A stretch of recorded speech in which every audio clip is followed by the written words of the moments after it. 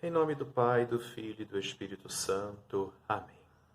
Inspirai, ó Deus, as nossas ações e ajudai-nos a realizá-las, para que em vós comece e termine tudo aquilo que fizermos. Por Cristo nosso Senhor. Amém. Em nome do Pai, do Filho e do Espírito Santo. Amém. Bom, com esse vídeo estamos estudando as diretrizes gerais da ação evangelizadora da Igreja no Brasil para os anos de 2019 a 2023, e vale sempre a pena recordarmos o objetivo geral dessas diretrizes, né? Que diz o seguinte: evangelizar no Brasil cada vez mais urbano, pelo anúncio da palavra de Deus, formando discípulos e discípulas de Jesus Cristo em comunidades eclesiais missionárias, à luz da evangélica opção preferencial pelos pobres, cuidando da casa comum e testemunhando o reino de Deus rumo à plenitude. Nós estamos no terceiro capítulo, que é o capítulo central dessas diretrizes, cujo título é Igreja nas Casas. Então, esse capítulo deseja relembrar o modo como a nossa igreja iniciou a sua caminhada como uma família, né? Se reunindo nas casas das pessoas mais abastadas, que eram casas maiores, e ali a igreja foi se formando. Inclusive, o texto iluminador desse capítulo é de Atos 2:42. Eles eram perseverantes no ensinamento dos apóstolos, na comunhão fraterna, na fração do pão e nas orações.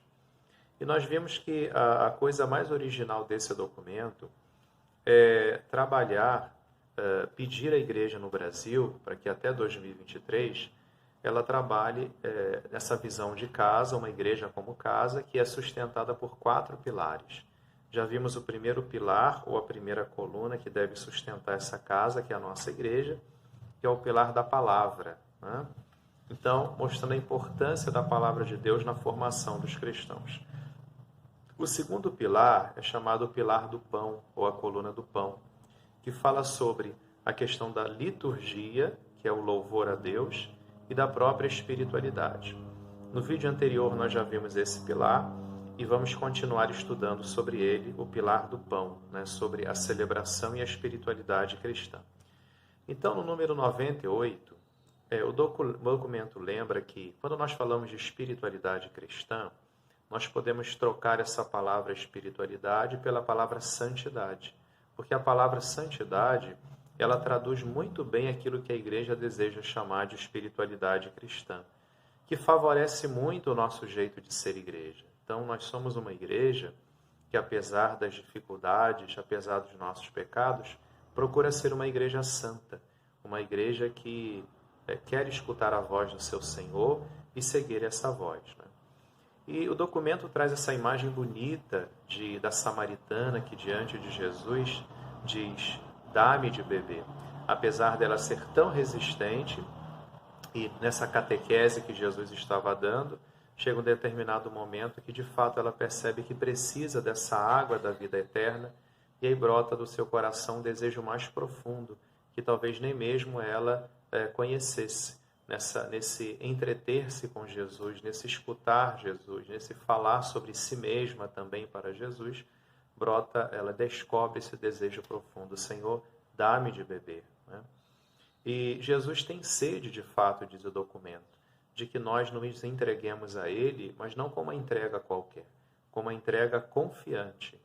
E não só nós, mas que as nossas comunidades eclesiais, lembrando que nós não somos um grupo de amigos que se reúnem por afinidade.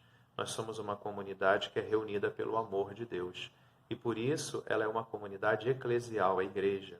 Então essa nossa comunidade eclesial também precisa na sua vida experimentar essa entrega confiante nas mãos do Senhor e assumir o seu empenho missionário nesse mundo tão difícil no qual nós vivemos. Mas como é que nós traduzimos essa espiritualidade cristã ou essa santidade de vida, né? O documento nos diz que precisamos então ser uma igreja servidora, uma igreja samaritana, uma igreja pobre com os pobres, né?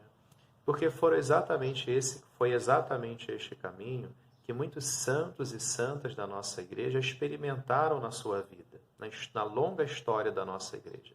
Cita o documento: Santo Agostinho, São Bernardo de Claraval, São Francisco de Assis, Santa Teresa de Jesus, Santa Teresa de Calcutá, São Pio VI, Santo Oscar Romero, André de Soveral, Ambrósio Francisco Ferro, Mateus Moreira e seus companheiros, que são os protomártires do Rio Grande do Norte, Santo Antônio de Santana Galvão. Todos esses se colocaram em suas épocas, também difíceis como as nossas, também com seus próprios desafios, como instrumentos de Deus na construção de relações autênticas, né, que fossem transfiguradas pela misericórdia de Deus, sendo um dom de solidariedade e de compaixão para a humanidade ou para aqueles que deles se aproximavam, sendo instrumento de Deus na vida das pessoas. E no número seguinte, o 99, o documento continua lembrando que vários beatos e santos do nosso Brasil se tornaram, então, e são modelo de ação misericordiosa ativa. Não só a misericórdia pela oração, que é importantíssimo, mas a misericórdia que age em favor do próximo, né? que coloca-se em saída, que vai ao encontro do outro. Por exemplo, o documento lembra de São José de Anchieta, que era português e ainda muito jovem, com cerca de 19, 20 anos, veio para o Brasil para poder fazer o processo de evangelização. Ele, por exemplo, se empenhou muito em aprender a língua dos índios para poder, aprendendo a língua deles, se aproximar desses irmãos nossos que já estavam aqui antes de nós e anunciar a eles o Evangelho. A Santa Dulce dos Pobres, né, que foi o anjo bom da Bahia, chamado anjo bom da Bahia, que ela foi ao encontro, diz o documento, dos últimos que estavam nas sarjetas das periferias em Salvador, né? Depois nós temos Santa Paulina, que quando chegou em São Paulo, partindo da Nova Trento, ela se dirigiu imediatamente aos escravos que haviam sido libertados naquela época, mas haviam sido abandonados à sua própria sorte. Quando houve a libertação da escravidão, não houve um empenho social para poder fazer a integração desses irmãos escravizados dentro da sociedade que agora estavam livres. Foram libertados, sim, mas outras escravidões continuaram, como a pobreza, a falta de oportunidade, né? Então, Santa Paulina foi ao encontro desses irmãos para poder ajudá-los, né? A Beata Inhaxica, que era uma leiga, uma mulher pobre, simples, que era catequista e que acolhia as pessoas na sua própria casa e rezava com aquelas pessoas, para que elas encontrassem o conforto na sua vida e o caminho de Deus. Então nós percebemos nesses modelos de santos e beatos brasileiros, pessoas o quê? Que, apesar também das suas próprias preocupações e dificuldades, eles se aproximaram da dor das pessoas daquela época. Hoje, os tempos são novos, mas as dores humanas continuam as mesmas. Então, eles são para nós modelos de cristãos que nos convidam também a nos aproximar das dores do mundo, deste tempo nosso. Então, outra coisa importante que diz o documento é que para vivermos esse pilar do pão, que é a liturgia, a espiritualidade, é que nós devemos revalorizar a piedade popular, as ladainhas, as novenas que se fazem, as orações que a gente faz, né, no dia a dia, devem ser valorizadas na comunidade. Por quê? Porque essa piedade popular ela tem uma força muito grande de congregar as pessoas em unidade, de fazê-las experimentar de fato esse amor de Deus. A piedade popular ela se destaca porque ela tem um caráter acolhedor que ampara e consola todas as pessoas. Então é preciso ter atenção, porém, diz o documento, para não instrumentalizar a piedade popular, né? Para que ela não se torne intimista, consumista e imediatista, mas ao contrário, que as orações provindas da piedade popular ajudem as pessoas a encontrar o caminho de Deus e o caminho da igreja. E para terminar, fala que enquanto nós somos casa de comunhão, enquanto nós somos casa do pão, devemos celebrar constantemente o quê? O perdão e a misericórdia de Deus, né? Porque a comunidade cristã não é uma comunidade de perfeitos, é uma comunidade dos pecadores perdoados e que ainda estão em busca de perdão. É o lugar da casa paterna, onde todos têm acolhida quando vêm de suas vidas fadigosas e difíceis.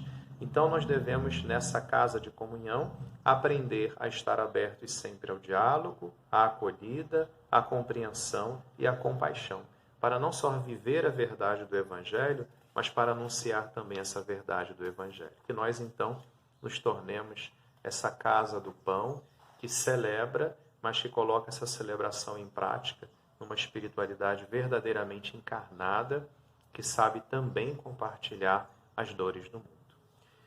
Ave Maria, cheia de graça, o Senhor é convosco, bendita sois vós entre as mulheres, e bendito é o fruto do vosso ventre, Jesus. Santa Maria, Mãe de Deus, rogai por nós, pecadores, agora e na hora de nossa morte. Amém. Jesus manso e humilde de coração, fazei o nosso coração semelhante ao vosso. Fiquem na paz de Deus.